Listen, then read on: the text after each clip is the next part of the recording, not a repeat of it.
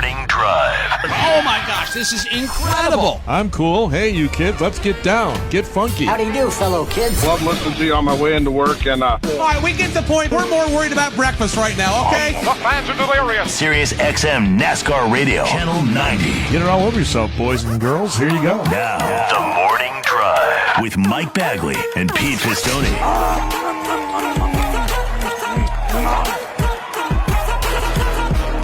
Sirius XM NASCAR Radio Channel 90, live and on the air for this Wednesday morning, February 1st, 2023. Mike Bagley here in Delmarva, Studio 1D. We've got Pistol Pete Pistone in the Paisan Palace in Chicago. We've got Sammy and Davey in Studio 134 of the Beltway Bureau in our nation's capital. We welcome each and every one of you to this Wednesday morning, and happy hump day to you, Triple P. Well, good morning, Mr. Howell. Good morning, everybody. Happy Wednesday to one and all. Halfway home here on the work week here on TMD as we come out of the deep freeze here in Chicago, son. 5 degrees this morning, and I think we're going to finally warm it up a little bit here. But it's been Number cold. 5. Doing it for Larson. We got snow this morning. So did we. We got just a little gentle coating of snow. The streak is over. That's it. You ended the streak. Wow. No, well, yes, we did, but we had no snow in January, so we had a snowless January for the first time in since '72 or something like that. 72. Okay. Well, we had in Chicago, this January was the cloudiest January on record. Same here. 15 out of 30 days. And it was the second cloudiest month of all time, going back to 1874 when the records were kept in Chicago. So that's why everybody was so crabby and sad. There was no sunshine. Well, if those records were kept in Chicago, I don't know how we can trust those records. Easy. Careful. Fudge here, take a little off there. Look, I don't know how they do it in Seattle. I don't know how they live out there. No, I don't either. I could not deal with all that. They're sleepless. Sammy? Yes. Well, my point is, like you said, 1874 when they started. Whose idea? Imagine someone in 1874. I'm gonna just start counting how many days are cloudy. It's too damn cloudy all the damn time, so I'm just gonna start counting how many days we have that are cloudy. Morning, Peter. Morning, Mike. Jebediah, what you should do is get your quill out and write down the cloudiness. Yeah, like 1874. I'm just saying, like the thought process of someone to do that, to like, hey, let's calculate that, is kind of wild to me. Of one day back in 1874, some guys just said to each other, I'm going to count how many days in a row it's been cloudy because it's been cloudy for too damn long up here. What's the threshold for cloudiness? Like, is it a full covering of the sky? Yeah, does the sun get covered, or what about partly cloudy? Yeah, what are the rules? That's a great question, and they actually addressed that yesterday. It has to be less than 50% to be considered cloudy. Where's the threshold, though? How do you... Well, I don't know. I mean, when they say partly cloudy, what's the difference between partly cloudy and partly sunny? I ask that question all the time. What end of the spectrum are you looking at? It's like the glass half full, half empty conversation. Well, that's exactly it. Which side of the fence are you on? And you can't look at weatherreference.com. You got to go to the third cloud. That's where I get all my information now. Anyway, it was cloudy here in January. Very, very cloudy. Hopefully the sun will be out for all of us here in the month of February. Tomorrow's Groundhog Day, by the way. Tomorrow, your favorite day of the year, I should say. That rodent comes out and tells us what we're doing for the next 6 months. Weeks. Weeks. You know how much I love that. I know you do. You know how much I love that. I love it. I love it because it's never right. It's never right. I like the movie, and it's a celebration. That's how I look at Groundhog Day. Well, but also what's ironic is that you don't trust humans telling you what it's going to be, so you depend on a descendant of Rodentia to guide you into what is going to or not going to be happening. That's what I find ironic about the whole thing. You'll trust a glorified rat before you'll trust the person before you'll trust Tom Skilling.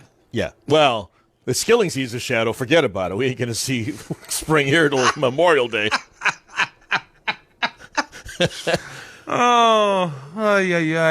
I am so ready to go racing this weekend. We're doing stuff. We're getting ready. We're checking stuff. We're getting back into the cadence of a race season, and I'm so happy for it.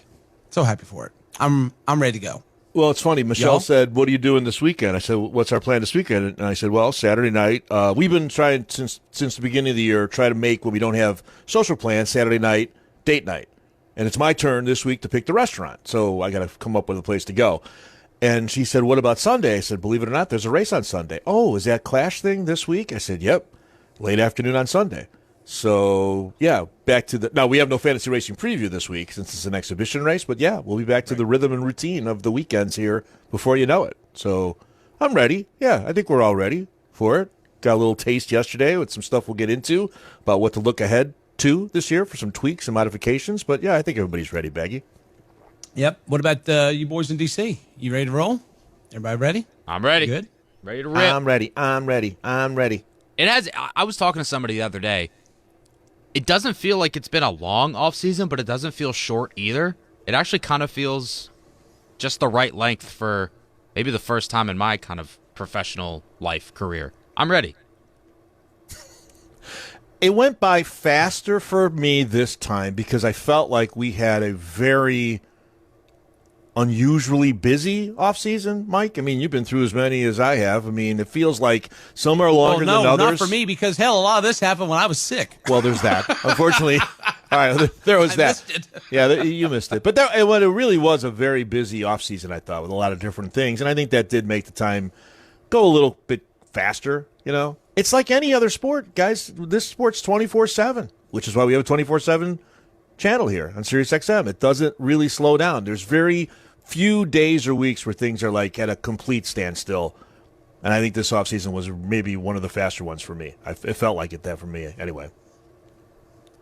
Yes, Sammy? No, nothing. I'm ready. I'm ready to go, man. Smiling like a Cheshire cat over No, there. it's going to be I think it's going to be an interesting season. I'm excited more so for this one because I got really, and I know this is, kind of silly to say, but like I got really tired of the whole unknown aspect of last year, whether it came to like A, personally fantasy and gambling and my picks because I was terrible at that, but B, it just felt like we went in just not knowing what's going to happen. You know what I mean? And I'm not saying I need to know exactly what's going to happen or how things are going to be, but towards the end of it, the unknown for me got frustrating. And so I'm excited for the season to come back because now that we have some reference points, I think we will have things to go back to talk about, because it got sometimes towards the end of that season last year, it was, well, we haven't been here yet. We don't really know what's going to happen. Let's talk about it for 4 days straight. It was not easy to do sometimes. So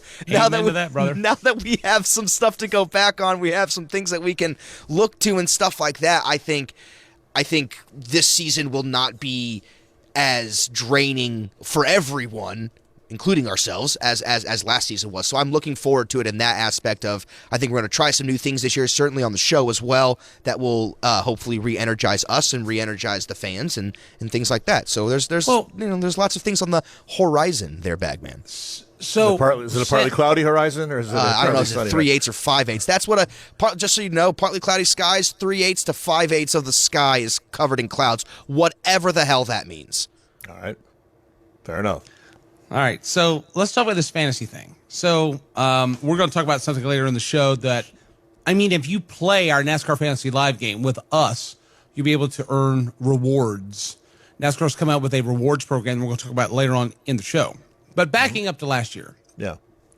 So, you could at one point kind of get an idea about who's going to be good at a race weekend.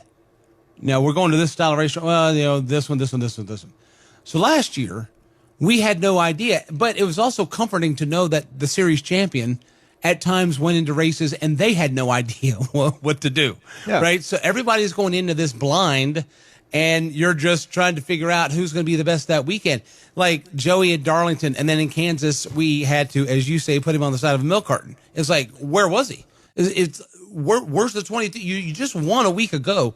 So you're trying to figure out, so you can sound like you've got a little bit of genius about you, what to expect when we had no idea what to expect. And then you lay in the fantasy thing on top of that, and then you're just get ready to pull your hair out every single week. It's like, we'll do this, and then you come in here and with like 30 points or like 50 points. And we're like, come on. That's the competitive nature coming out in me. So the unknowns of a year ago and then you factor in the fantasy thing on top of that, I concur with Sammy. We got to the end of the year last year. I was so frustrated because didn't matter what we thought we were going to get, we didn't get. But on the other side of this, it was good for everybody because it gave us the diversity of winners and all that stuff. But it was very frustrating if you're in fantasy because you want to win it. And then you get to the certain point, like I think for me, week 4, you have got no shot at this. So we're going to buckle up and hang on for the entire year. I was never so glad to get rid of my fantasy team when we left Phoenix. Holy cow. And then you're doing fantasy racing preview. You've got to try to tell people who to pick going into some of these races where nobody knew what in the world was going to happen. It was hit or miss because I can tell you there were weeks where, to your point, I was awful, brutal, terrible. It was embarrassing. But then there were other weeks I had scores that were like some of the highest scores I'd ever gotten playing fantasy. That is true. I would random, and there was no rhyme or reason to it. It'd be like, I'm just going to play 215 points. This is great. Yeah. Now, I'll tell you a little tip, and I'll get into this a little bit more as we go along. You know, the driver rating that they assign to NASCAR drivers, right? Mm-hmm. I'm going to be honest, it's a very complicated formula. It reminds me of quarterback rating. You know, when they say a quarterback got a 1, whatever the number is, you're like, well, how did you get there? They add a lot of statistics up to get the driver rating.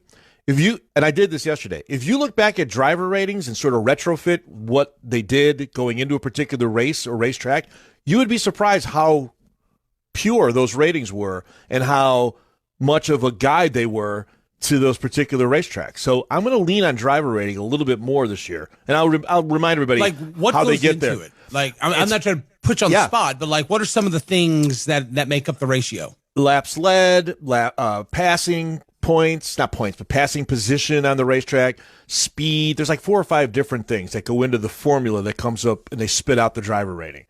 You know, and like I say, it's complicated, but when you get the number, for instance, if you look at the Clash last year and look at Joey Logano's driver rating, I would say to me, why would you waver away from thinking Joey's not going to be good again at the Coliseum on Sunday? What's changed? The same racetrack, basically the same race car. You know what I mean? So I think you can look at that a little bit. Back to the whole idea of the year, though, I understand what both you guys are saying, but I still feel like all of that together just made the year go by that much quicker. Yeah. Now we did get, we did unfortunately get. But we're also getting older, so the years go by when you get older. Well, that's they go by faster. Tell me about that. But we also got gummed up, when we got to like August, September with penalties and all that kind of a thing. Remember, that got frustrating. Suspensions and all that. I mean, that's part of the sport. I get it. And then we got out of that and we got into the playoffs and went back to what the hell's going on out here. So it went by really fast. I think the offseason did as well. So I don't know what we're going to have this year. I think it's going to be a little bit of this, a little bit of that. Look forward to it starting on Sunday. It's kind of crazy that it obviously you just said with it starting on Sunday. I keep also forgetting because they say, the main event starts at 8:20. There's stuff that's going on at like 4 o'clock. 2 in the afternoon. Yeah, I mean it's going to be we go on the air at 4:30 Eastern. 4:30 when you guys go on. I mean it's going to be like a full day of it. I was talking with Dave and I were just talking in here about who we think's going to win and stuff like that. Obviously, we'll maybe make some picks here later on at some point just for fun. Well, you guys have also been talking about the fantasy stuff too there. NASCAR Fantasy Live with TMD NASCAR. The league will be back again this year. We're waiting to get all the stuff figured out for that. They haven't given me an ability to create the league yet, so we'll do that again, rehash the league from last year. I will set my lineup. That's another thing. I also make sure you will set those reminders. Yeah, that's a key. And I also tell you this, and I don't know this for sure. I've heard some rumors that fantasy they do this every year to keep it fresh. There might be a tweak or two to the game, so we'll keep you posted on that when it comes out. They've tweaked that over the years, which is fine. And so if it is, we'll let you know about that. And everything they've done so far, I like. Yeah, I do too. The head-to-head matchups last year, and then you had top manufacturer, like driver for top manufacturer. I mean, I kind of like what the adjustment they made there.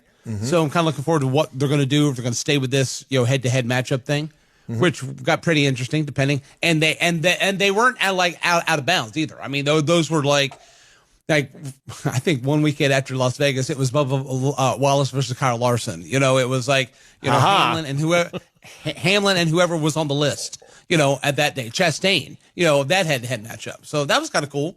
I just want to do better.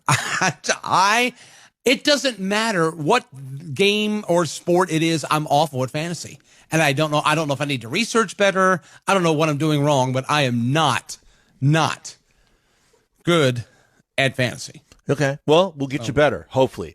And last point, you mentioned Fantasy Racing Preview. Again, will be part of our pre-race programming that schedules. Those schedules are starting to come together, so I look forward to that.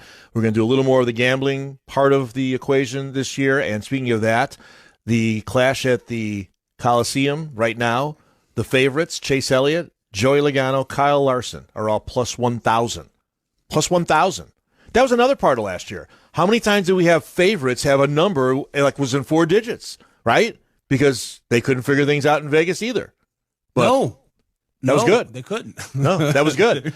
That was good. And it was good for the consumer a lot last year. Yeah. I wonder if they'll get that tightened up here as we come back from round 2 or round 3 at some of these tracks. I mean, I lucked out. I lucked out because I had, on my gambling side, I had Austin Cindric to kick the year off, 3,300, plus 3,300. That was the high water mark of my gambling in 2022. All went downhill from there. I was going to say, that's like my World Cup. I started off with a big win, and then I just lost the rest of the games, basically. Oopsie So, days. all right, well, let's have an on-air production meeting. This just popped into my head. Because we're going to start the season this weekend. We're saying what's coming up. Can we officially declare, like today, being that we're at the first of the month, that we now refer to it as the current Cup car? Because it's not the next gen, because it's already been on the racetrack for a year. How are we handling this? I don't know. Well, I thought about this because when the car tomorrow came out, the next year it was still the car tomorrow, even though tomorrow had already come. What do we do? I know, right? It's the same idea. I don't know. I don't know the answer. I still think they refer to it. If you want to say Gen 7, right? That's what it would be if you look at the evolution of the car. I don't know. That one doesn't have the ring to me. Next gen, it technically it's wrong. You're wrong, but yet that seems to be the name that's stuck. I can go either way. Just be consistent. Like Why don't we call it Jenny? Yeah, Jenny. Jenny. Yeah. My mom's name. All right. Coming up Sunday inside of the Los Angeles Memorial Coliseum, Jenny around the block for the first time in Oh, 2023. no, not that Jenny. Oh, no. I was going to say car number 8675309 coming up at turn 4, right? Tommy Two-Tone there, Bagman. Come Yes, on. that's what I was going to say. All right, coming up, we got to tighten it up here. Coming up, bottom of the hour, we got headline check number 1. Lots of updates coming out of NASCAR yesterday as far as adjustments to things in 2023. Coming up at the top of the hour, Elton Sawyer, NASCAR Senior VP of Competition, will stop by, and we'll have a conversation with him about things that will be a tad different in this 2023 campaign. Going to have the calendar coming up for you this morning at 8:50. Got Parker Kligerman. He's going to be full-time for Big Machine Racing this year, the NASCAR Xfinity Series. We'll check in with PK, fresh off of his on-air and on-camera stints at the Rolex 24 at Daytona. Coming up at 10 o'clock this morning, we'll visit with Christopher Bell. That's Sammy's guy. Drives the number 20 Joe Gibbs Racing Toyota Camry. And also coming up at 10:30 a.m. in the East, it'll be Blake Harris. He is Alex Bowman's new crew chief at Hendrick Motorsports. Got lots coming your way. We're so glad you're part of the proceedings here on your home for NASCAR. TMD brought to you in part by our friends at Steven Singer Jewelers. Valentine's Day is here, and Steven Singer has announced his brand new 24-karat gold dip rose color for 2023. And it's periwinkle. What's periwinkle? It's a brilliant shade of violet and blue. Picture it. A real long-stem American Beauty rose deeply dipped and trimmed in pure 24-karat gold with purple-blue petals. It's going to make you look like a hero, gentlemen. Don't give flowers that die in a week. Do better. Give a gift that's guaranteed to last a lifetime and be an everyday reminder of your love. Go now to IHateStevenSinger.com. Do it today to get your Steven Singer 24-karat gold dip periwinkle rose. The new rose sells out fast, so get yours before they're gone. Exclusively and only available at Steven Singer Jewelers. Steven's gold dip roses are the number 1 gift for Valentine's Day and start at just $59. Don't wait. Fast and free shipping in time for Valentine's Day. Real jewelers, real roses in real 24-karat gold for your real love. That's IHateStevenSinger.com.